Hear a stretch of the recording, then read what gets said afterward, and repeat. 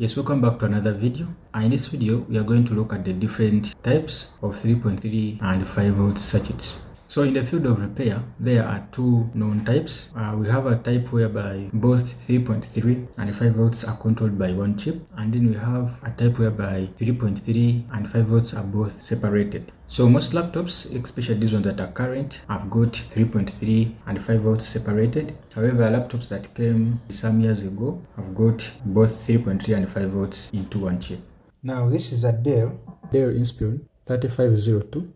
And for this Dell, when you take a look at its 3.3 and 5 volts, the chip that makes 3.3 is this one. And the chip that makes 5 volts is this one.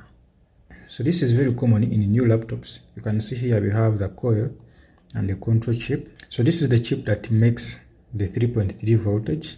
And then this is the one that makes the 5 volts.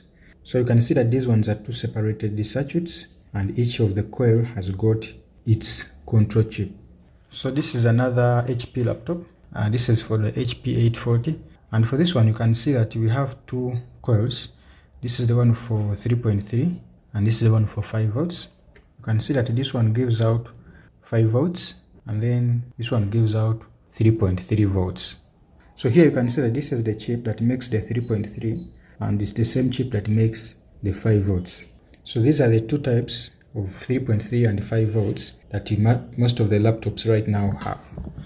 So in the old laptops, most of them use this mechanism whereby one chip controls both voltages. However, in these new laptops, most of these voltages are separated.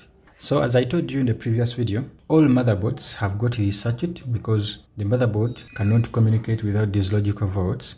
However, from the beginning of when they started making laptops, this circuit has been evolving so much. And it is possible that right now, on some of the old laptops, you find that they have a different appearance, but still the fundamental is going to be the same.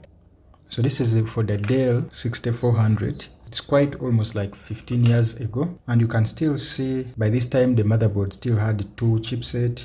And down here, you can see, this is the section that used to make 3.3. Behind here, you can see this is where the control chip is and the MOSFETs that help to make the voltages and the smoothing capacitors. So the difference you will see on this old one is the components are quite big. So this one makes 3.3 volts and this one makes 5 volts.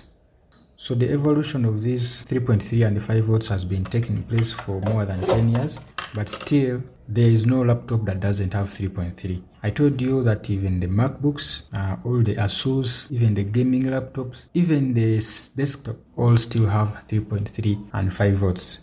I don't know which type of laptops you might have, but regardless of what laptop you get, you still have to look for the 3.3 and it will still be there on the motherboard.